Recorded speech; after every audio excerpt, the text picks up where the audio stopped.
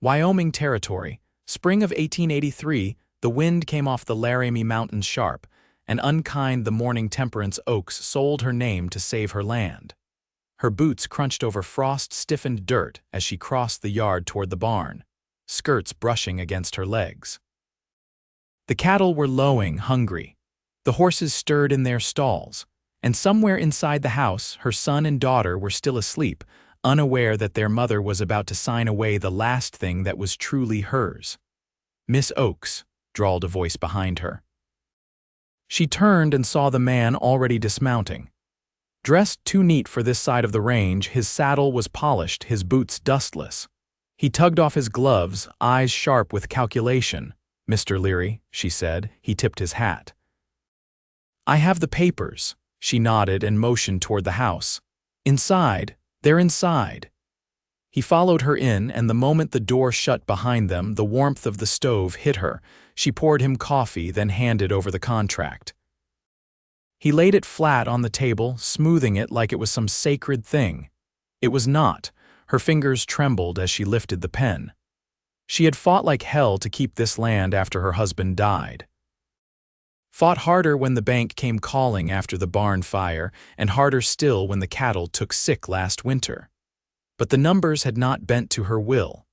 And now, to pay the loan off and keep her home, she was agreeing to marry a man she did not love. The moment the pen scratched her name across the bottom, something in her chest locked up. "Congratulations," Leary said, standing. "We will be legally wed by week's end." Temperance looked away, jaw tight. "You will not touch my children," he smiled. "Would not dream of it." She did not believe him. He left as quickly as he came. She stood by the window, arms crossed, watching him ride off. The wind kicked up dust, and all the color drained from the world for a moment. "Mama," came a sleepy voice behind her. She turned. Persephone was only 7 but too perceptive for her age. Her brother, Peter, a year older, stood behind her, rubbing his eyes. "Go get dressed. We have chores," she said, forcing her voice steady. They nodded and padded off. Her shoulders sagged the moment they were gone. That night, she sat at the edge of the porch, lantern beside her, staring out across the quiet prairie. She did not hear the rider until he was nearly on her. The hoofbeats slowed, careful and respectful. The man dismounted with the ease of someone who lived in the saddle, and when he stepped into the light, she nearly dropped the lantern. "Rowan Barrett," she said, stunned. He took off his hat, his dark, blonde hair tousled under it. "Hello, Tem." It had been 10 years. 10 long years since he rode off to chase cattle and vanished into the territories. She had been 17, he 18, and they had been everything to each other until life pulled them apart. "I heard talk in town," he said, stepping closer. "About a marriage contract." "About a man named Leary," her heart thudded. "You came all this way over gossip." "I came because I heard you were signing yourself over to a man for a loan," he said. "And I figured either the story's wrong or the man is." She looked away. "You should go." He stepped onto the porch. "You do not owe me the truth, Tem, but I will ask for it anyway." She stared at him, then finally said, "The bank was going to take the land. I had no one else to co-sign. Leary offered to settle the debt in exchange for marriage." Rowan's jaw tensed. "That is not marriage. That is ownership." "I know what it is." He looked past her toward the darkened windows. "Your children, my daughter and son, I have raised them alone 6 years now." His eyes softened. "I will help you however you need." She shook her head. "You cannot fix this." "I can try." He stepped forward and gently held out his hand. "Can I see the contract?" She hesitated, then stepped back inside and returned with the folded paper. She placed it in his palm, her fingers barely brushing his. He opened it. Scanned the lines. His jaw flexed again. Then, without a word, he tore it clean down the middle. "Rowan," she gasped. He did not stop. He tore again and again until the pieces fluttered to the porch floor. Her chest tightened. "What did you do?" "I am not letting you sell yourself to a man like that," he said, his voice low, fierce. "Not when I am standing right here." She stared at the torn paper like it might stitch itself back together. "Then what? You pay the loan, you save the ranch." "No," he said. "I marry you." "For real?" Her breath caught. I do not want your land, he said. I do not want your name, I want you, Tem. I have always wanted you. She shook her head, heart pounding. This is not the time for a childhood memory. This is the time for something real. If you let me, I will stand beside you, raise your children like they are mine, work this land until my hands bleed. I will make a vow you can believe in. She blinked hard. You would tie yourself to a woman with 2 children and a failing ranch. I would tie myself to you, he said simply. She stared at him, every part of her trembling. He stepped closer. Let me help you, not because you need saving, but because I love you. The words hit deep. She felt them settle in the empty places she had carried for years. She reached out, her hand finding his. Then come inside. And stay. He nodded, eyes never leaving hers. That night, for the first time in years, the wind outside did not feel so cold. The morning after Rowan returned, Temperance woke before the light touched the hills. Her hand still curled instinctively around the edge of the quilt. The cabin was quiet but not still. She could hear the soft clink of tin from the lean-to kitchen, the low murmur of a voice not her own. For a moment, she didn't move, the warmth of that sound unfamiliar and grounding. Peter's boots thudded overhead in the loft, followed by the creak of the ladder. Temperance rose, coiling her braid and tying her apron before stepping out. A pale wash of dawn lit the sky, and smoke curled from the chimney already. In the kitchen, Rowan was at the stove, sleeves rolled to the elbow, turning cornmeal cakes on the griddle. Persephone sat on a stool near the hearth, cradling a mug of milk. Her eyes were wide but not fearful. I told her not to touch the pan, Rowan said without turning. She listens better than I did at her age. Temperance crossed her arms, leaning against the doorframe. You didn't have anyone to mind you back then. He looked over his shoulder. Maybe I do now. Peter stepped in behind her, carrying an armful of kindling. He taught me how to stack it so it doesn't smother the flame. Said a fire's like a colt, you don't crowd it, you guide it. Temperance raised a brow. He did he? Rowan glanced back again, smile tugging faintly at the corner of his mouth. Seemed like a good use of the hour. She poured herself coffee, then sat down at the table. There's chores need doing. Fence along the eastern pastures leaning, and the roof over the tack room still missing shingles. I'll take the fence, Rowan said. Peter can walk the line with me, carry the tools. Peter's eyes lit up, and Temperance caught the flicker of relief in his face, relief at being asked, not told. Persephone can stay with me, she said. We're behind on mending. The girl nodded solemnly, already clutching a basket of torn shirts and loose buttons. Rowan set the cakes on the table, slid a pan of eggs beside them, and sat across from her. His eyes held hers a moment longer than they needed to. After breakfast, they split off. Temperance and Persephone settled near the hearth, the girl threading a needle with quick, small fingers. Outside, hammering echoed faintly through the walls, and every now and then the murmur of Rowan's voice rose, steady and sure. By midday, the wind picked up. Dust danced along the ridgeline, and clouds gathered low over the mountains. Temperance stood on the porch, rubbing her arms through her sleeves, watching the horizon. Rowan and Peter returned with their coats drawn tight, Rowan carrying the hammer and Peter dragging the empty tool sack. The boy's cheeks were red with wind, but he grinned as he climbed the steps. Fence'll hold another winter, Rowan said, but you'll need better posts come spring. I know, she answered, eyes on the clouds. Rowan followed her gaze. Storms tracking east. We'll get the edge of it. Peter ran inside to fetch dry socks, and Rowan lingered by the rail, his hat tucked under one arm. You don't have to stay, she said quietly without looking at him. I've never wanted to leave less. She turned then, studying his face in the dimming light. This land breaks people? I'm not here for the land. The wind caught her skirt, whipped hair across her cheek. She let it, her hands still at her sides. I meant what I said, he continued, but I'll say it again if you need it. I don't, she said. I just don't know what to do with someone who's still standing after all this time. You let him keep standing, that's all. She looked down, then back at him. And if I can't give you more than this place and what's left of me, he stepped closer. Then I take it. Not because it's all that's left, but because it's you. Behind them, the door creaked open. Persephone peeked out. "Mama, the roof's leaking in the back room." Temperance nodded. "We'll fetch the tarp."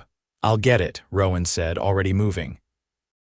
She watched him go, watched the way he lifted the girl's hand as they stepped inside together, sure and careful. Temperance remained on the porch, the sky darkening above her. The rain would come fast and maybe the roof would hold. But for the first time in months, she wasn't bracing for collapse. She was waiting beside someone willing to hold the line with her. And that, she thought, might be the start of something she could trust. By the third week of Rowan's return, the rhythm of the homestead began shifting in ways both quiet and certain. The horses grew easier under his hand, the stovepipe no longer rattled in the wind, and Peter's voice, once thin with caution, had found weight and ease when he spoke to the man beside him.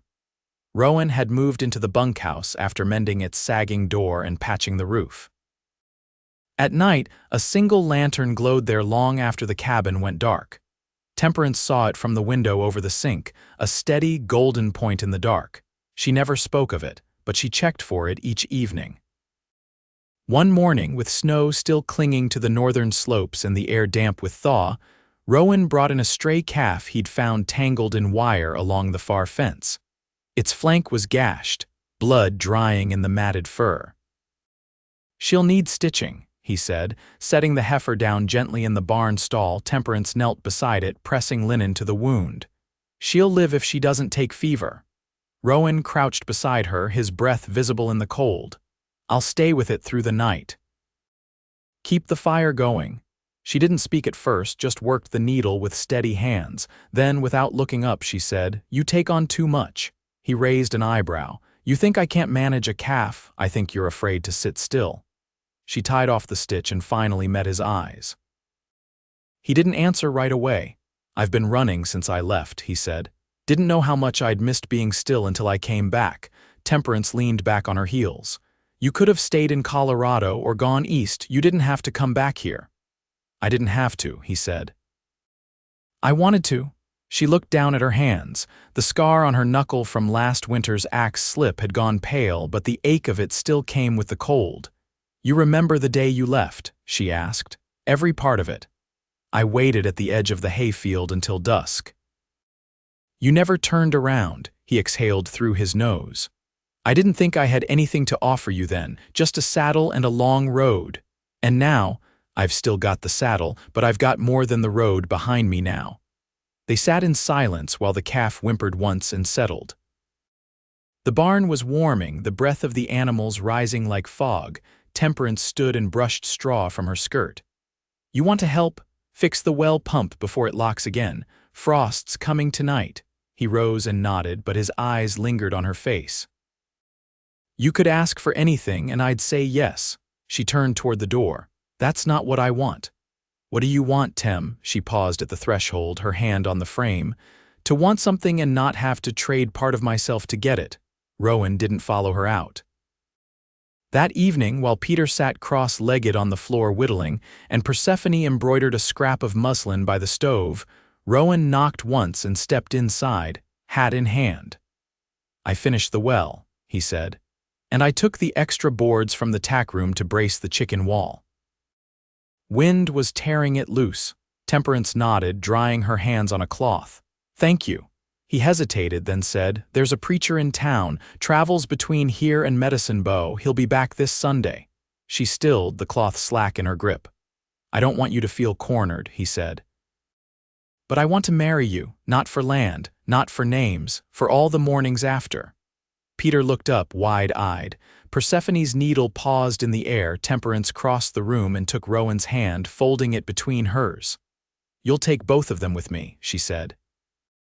"You'll carry their tempers, their quiet, their storms."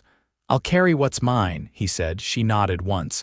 Then she looked down at their joined hands, her voice low. "Sunday's soon." Rowan's thumb brushed over her knuckles. "I've waited longer for less." Peter grinned into his sleeve. Persephone beamed so hard she forgot her stitching. That night, when the lantern in the bunkhouse window flickered out, it wasn't from wind or cold. It was because he was no longer in it. He was home. Snow fell the morning they rode into town slow and fine, like sifted flour over the rooftops of Elk Hollow. The sky hung low, and smoke drifted from chimneys in long, lazy ribbons. Rowan tied the wagon outside the chapel, then reached for the reins once more to steady the mare. He didn't speak. He hadn't spoken much since they left the ranch, but the quiet between them had weight, not distance. Temperance stepped down from the wagon alone. Her boots sank slightly into the slush-pocked earth, and she adjusted her shawl tighter over her shoulders. Peter and Persephone waited in the back, wrapped in wool, their faces open with wonder and something quieter still. The chapel was small, built of pine with a bell that hadn't rung in years. Its windows had been cleaned for the first time in many months. The preacher's wife had done it, Temperance guessed, from the fresh scent of vinegar and the hand-stitched curtain at the back. Inside, Reverend Callahan waited by the altar, collar buttoned high, eyes kind beneath his thinning brows. His hands were rough, nails rimmed with earth, not a man unused to labor. He nodded to them both but didn't speak until they'd come forward. "Do you come of your own will?" he asked. Temperance felt her hands tighten around her gloves, but she lifted her chin. "I do." Rowan's voice was steady. "I've come for nothing else." The preacher gave a small nod, then opened the worn book in his hands. His words flowed like water over stone, measured and solemn. When he reached the vows, Rowan didn't hesitate. "I will walk beside you when the land gives and when it holds. I will lift what burdens I can, and I will not turn away." Temperance looked at him, not blinking. "I will take your name and give you mine. I'll meet you in the hard seasons and hold fast through them." The preacher blessed them, then asked if there was a ring. Rowan reached into his coat and drew out a thin band of beaten silver. The edge was uneven, the shape imperfect. Temperance held out her hand without question. "It was my mother's," he said quietly. She slid it onto her finger. It fit like it had waited there. He kissed her gently, hand steady at her jaw. When they stepped apart, Peter took his sister's hand and led her forward. "You're part of the family now," the boy said to Rowan, voice low but sure. "I always was," Rowan answered. They left the chapel into falling snow. The town had quieted, few out in the cold. Temperance caught sight of a face at the mercantile window, Miss Danner, the shopkeeper's widow, watching with surprise that faded into something softer. Rowan helped her into the wagon, then lifted Persephone and Peter after. As he climbed up beside her, he handed her the reins. "I'll drive," she said. He nodded and settled beside her, gloved hands resting on his knees. They turned west, the mare's hooves muffled in the snow.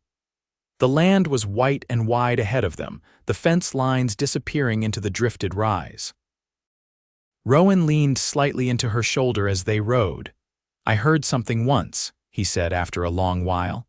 "That the land remembers the people who tend it, that it holds the shape of their footsteps long after they're gone." Temperance kept her eyes forward. "Then let it remember ours." At their backs, Elk Hollow faded into the stormlight. Ahead, the ranch waited, weathered and bare-boned, but theirs. And this time they were returning not as ghosts of what had been lost, but as something built new from the ground up, together. The snow cleared by morning, leaving behind a pale crust of ice on the pasture grass and a hush across the hills. Temperance stood at the edge of the barn, arms crossed against the cold, watching Rowan adjust the yoke on the oxen. They'd borrowed the team from a neighbor a few ridges over, and Rowan had offered to help him with spring hauling in exchange. The second wagon load of cedar posts stood ready, steam rising from the oxen's backs. "You'll be back before dusk?" she asked. He looked up, nodding. "If the river crossing stays firm." She stepped down into the yard, mud pulling at her boots. "I'll have Stu waiting." He touched her wrist lightly as she passed. "If the boy's willing, I'd take him along. He's ready to handle the reins." She glanced toward the house. "He's been asking to drive the team." "I figured." Rowan gave a small smile that didn't reach for anything more than it was. Peter came running then, coat half-buttoned, hair still damp from washing. "I'm ready," he said, breathless. Temperance handed him his cap. "Mind your footing near the river. And don't let Rowan do all the lifting."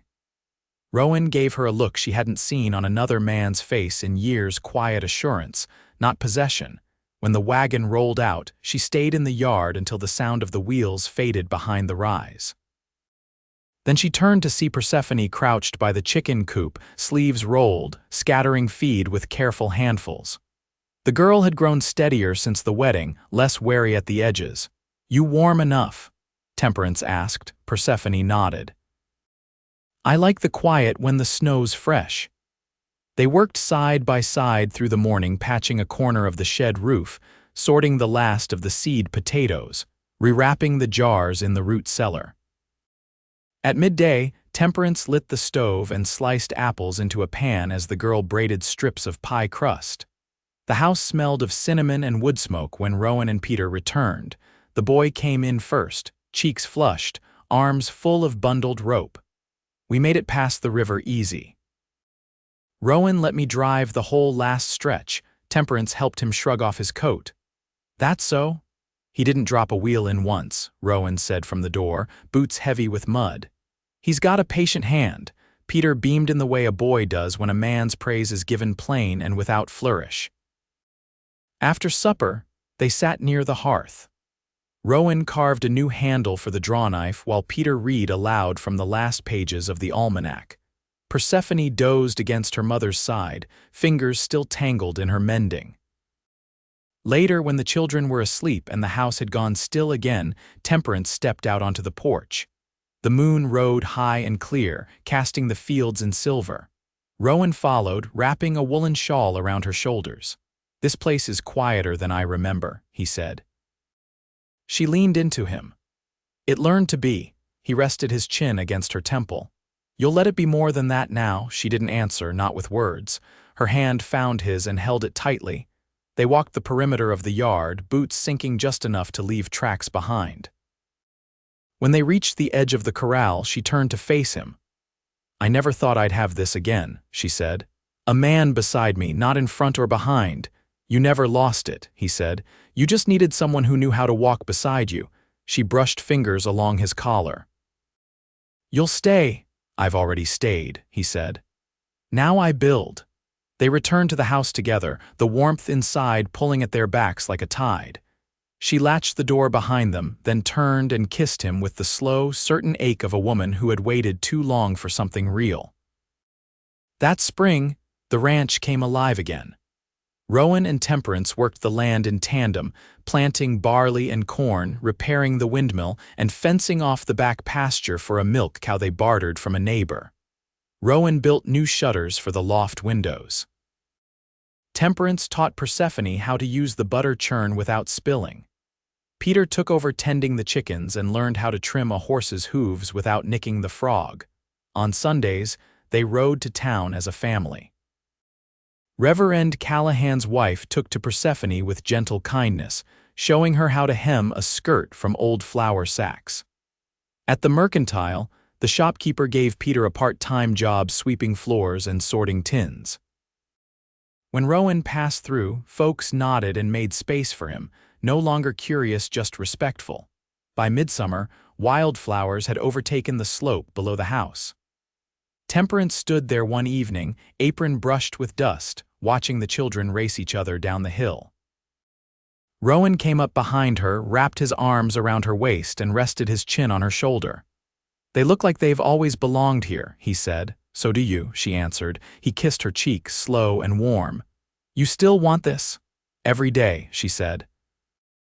They stayed there until the last light slid behind the ridge. The house behind them glowed with lantern warmth, the soft clatter of dishes and the distant laughter of children carrying through the dusk. Temperance leaned into the man who had returned not to rescue or claim, but to stand and build and belong. And Rowan held her like he'd known all along that this was where every road had been leading.